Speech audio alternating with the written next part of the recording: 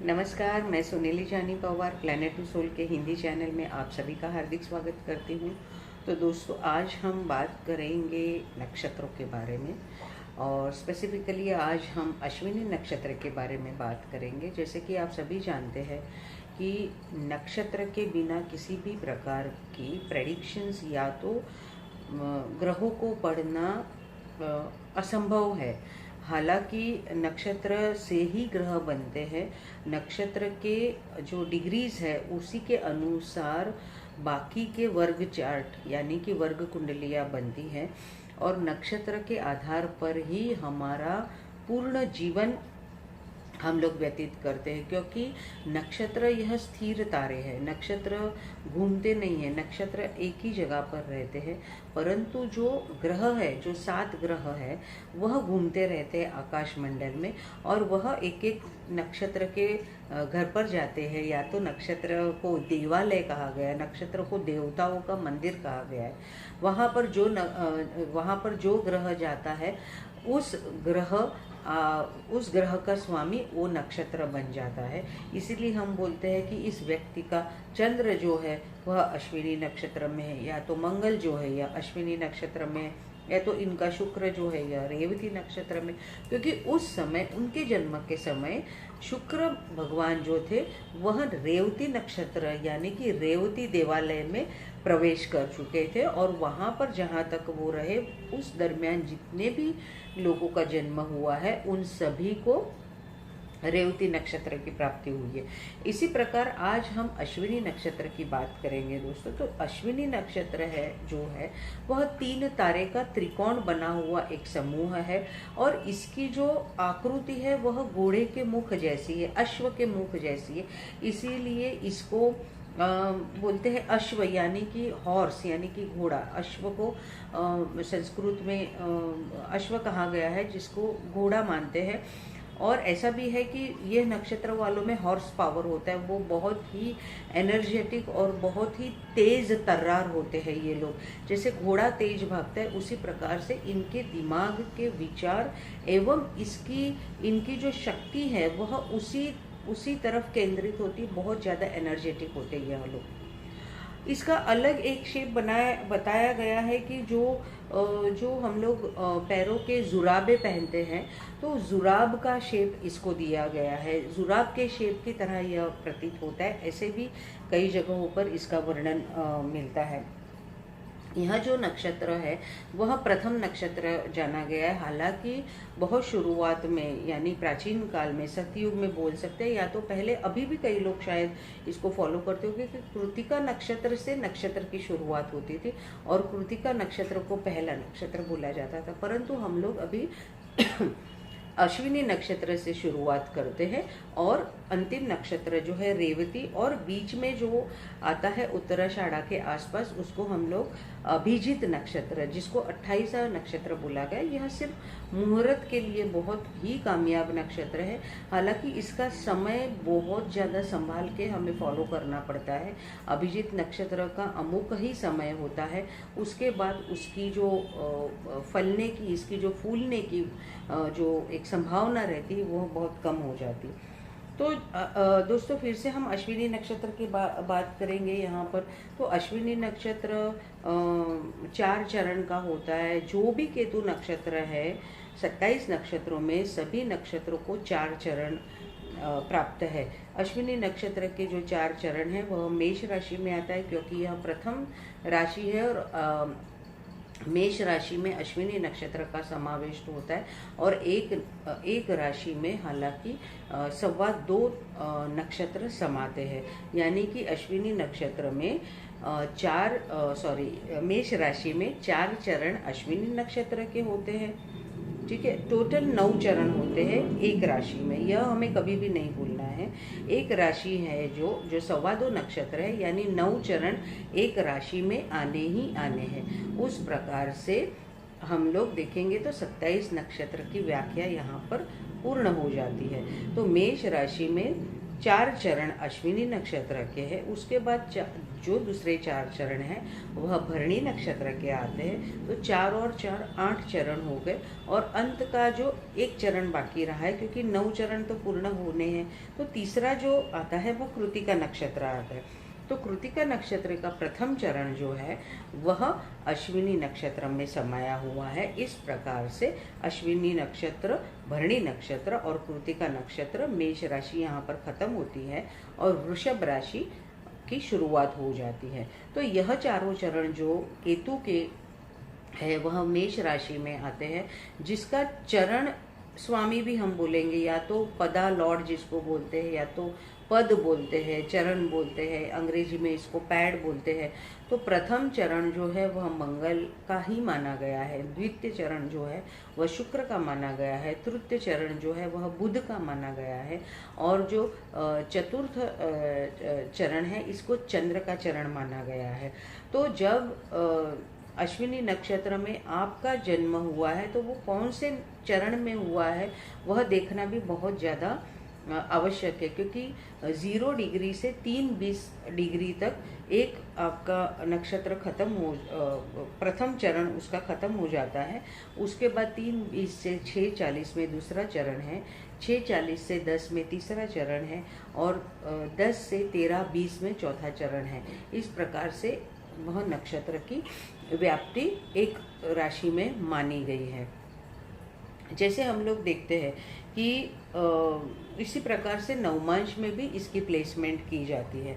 अब जब हम अश्विनी नक्षत्र की दोस्तों बात करते हैं तो यह केतु का नक्षत्र है, परंतु मंगल की राशि है, इसीलिए मंगल की पराक्रम यह जातकों को प्राप्त होता है। वह अगर भरणी में है तो हम बोलते हैं कि शुक्र के गुण देखते हैं, बुध का चरण है तो हम बोलते हैं कि बुद्धिमत्ता है, और अगर चंद्र के चरण में इसका जन्म है तो बहुत ज़्यादा इमोशनल होते हैं, क्योंकि चरण स्वामी बहुत ज़्यादा इम्पॉर्टेंट रोल प्ले करता है। जो कि प्रथम चरण है वो मंगल का ही माना गया है, तो व्यक्ति बहुत ज़्यादा पराक्रमी और करेजियस होता है, हिम्मत वाला होता है। दूसरे चरण जो है शुक्र का है तो क्रिएटिव होता है, बहुत उसमें कोई प्रकार के कला कौशल्य, कला गुण उसमें होते हैं, और वो ज़्यादातर सोचता है कि मैं अपने आप को किस तरह से कला में ढालूं। जो तीसरे चरण में जन्म है, जो बुध का चरण है, यह लोग बहुत ही ज़्यादा बुद्धिमान होते हैं, इंटेलिजेंट होते हैं, और जो चौथा चरण चंद्र का है वह बहुत ही बोल सकते हैं हम लोग कि इमोशनल, यानी कि बहुत ही संवेदनशील यह जातक होते हैं। परंतु मेष राशि में होने से इनमें एक प्रकार की उग्रता, एक प्रकार का अग्रेसिवनेस हमेशा हमें देखने को मिलता है। अभी इसके जो देवता है वह अश्विनी कुमार है। अश्विनी कुमार को सूर्य के पुत्र माने गए हैं, इसीलिए सूर्य का जो रथ है वह 7 घोड़े से समाया हुआ है। कई पुस्तकों में या तो कई जानकारों के अनुसार ऐसा भी बोला गया है कि वह सभी 7 जो घोड़े हैं वह सभी अश्विनी कुमार है। कोई एक कथा में ऐसा बोला गया है कि अश्विनी कुमार जो थे वह समुद्र मंथन के समय जब अमृत का कलश बाहर आया, उस समय धन्वंतरी देवता बाहर आए थे, जो कि आयुर्वेद के ज्ञाता थे, और वो जो देवताओं के भी वैद्य माने जाते थे, और उसी से अश्विनी कुमार की निर्मित हुई है। कई अलग अलग जगहों पर हमें कई अलग अलग कथाएं जानने मिलती है, लेकिन उसका बेसिक सार यह है कि यह नक्षत्र बहुत ही ज़्यादा बुद्धिमान नक्षत्र है, बहुत ही ज़्यादा हिम्मत वाला नक्षत्र है। अब इसकी व्याप्ति जो है वह 13 डिग्री 20 कला तक की हमें देखने मिलती है। और जैसे हमने बोला कि पूरे ही 4 चरण मेष राशि में आते हैं, और यह जो नक्षत्र की देवता, जैसे हमने बोला अश्विनी कुमार, तो इसके जो जातक है वो बहुत ज़्यादा हीलिंग, यानी कि चिकित्सा के काम में हो सकते हैं, जैसे मेडिसिन लाइन में हो सकते हैं, प्रोफेशन मेडिसिन, पैरामेडिकल वर्कर में हो सकते हैं, फार्मासिस्ट हो सकते हैं, या तो अस्पतालों में काम करने वाले हो सकते हैं। अगर ये चरण पर आधारित होता है, अगर ये केतु जो है वह प्रथम चरण में है, यानी मंगल के चरण में है, तो यह लोग बहुत ही टेक्निकल कामों में बहुत ज़्यादा रुचि रखते हैं। अगर शुक्र में है तो यह अच्छे डिज़ाइनर बन जाते हैं, या तो कलाकृति में इन्हें विशेष बहुत ज़्यादा इंटरेस्ट होता है। अगर हम आगे बात करेंगे इसकी, तो यह जो नक्षत्र है वह अश्विनी कुमार इसकी जो देवता है। तो ऐसा है कि इन्होंने अगर मेडिसिन की पढ़ाई नहीं की है, या तो कोई भी इन्हें चिकित्सा या तो आरोग्य के बारे में इन्होंने पढ़ाई नहीं की, तो भी इनके अंदर एक प्रकार की ऊर्जा होती है, एक प्रकार की हीलिंग पावर होती है कि ये अगर शांति से किसी को हाथ भी लगा देंगे तो भी सामने वाले को बहुत अच्छा महसूस होने लगता है। यह इसकी बहुत ज़्यादा स्पेशलिटी है। तो अश्विनी नक्षत्र जो है वह केतु का नक्षत्र है। यह ऐसा भी हो सकता है कि यह व्यक्ति को डिटैच करवा देता है। यह मेष राशि आपके कुंडली में कौन से भाव में आती है वो देखना बहुत ज़्यादा आवश्यक है।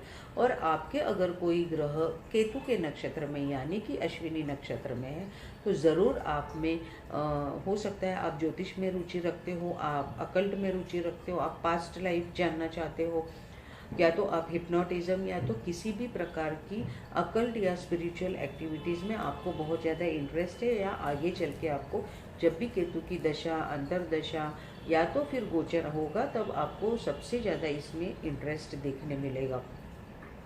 तो ये है सब बात अश्विनी नक्षत्र की। अश्विनी नक्षत्र एक ऐसा नक्षत्र है कि जिसमें आप किसी भी काम की शुरुआत कर सकते हो, आपको मुहूर्त देखने की ज़रूरत नहीं।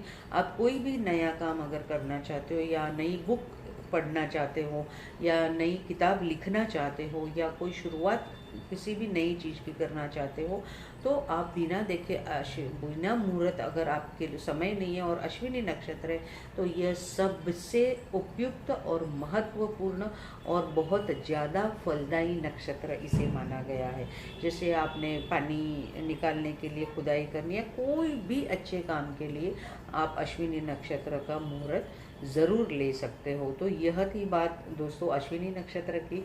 अगले वीडियो में हम वृषभ की यानी कि हम लोग भरणी नक्षत्र यानी कि शुक्र के नक्षत्र की बात करेंगे, जो कि मेष राशि में ही आता है, परंतु उसमें वृषभ के यानी कि शुक्र के गुण बहुत ज़्यादा हमें देखने को मिलते हैं। यहाँ पर मेष राशि यानी कि हम लोग बोलते हैं कि मेंढा का चेहरा, या तो हम जिसको बोलते शिप जिसको बोला जाता है, तो ये लोग ना बहुत तीव्रता से निर्णय लेते हैं, बिना सोचे समझे निर्णय ले लेते हैं मेष राशि वाले। तो ये बहुत जानने वाली बात है कि अगर वो मंगल के ही चरण में उनका जन्म है, तो ये लोग बहुत ज़्यादा गुस्सा भी हो जाते हैं और बहुत ज़्यादा ठंडे भी हो जाते हैं। तो यह उन्होंने लेकिन ध्यान रखने वाली बात है कि कोई भी चीज़ सोच समझ कर इन्होंने करनी है। तो मैं आशा रखती हूँ कि आपको ये वीडियो पसंद आया होगा। आप ज़रूर मेरी चैनल को सब्सक्राइब कीजिए, ताकि आपको रोज़ हिंदी वीडियो सुनने मिले, समझने मिले। और जैसे मैं हमेशा बोलती हूँ कि सबका अच्छा हो, सबका मंगल हो। नमस्ते।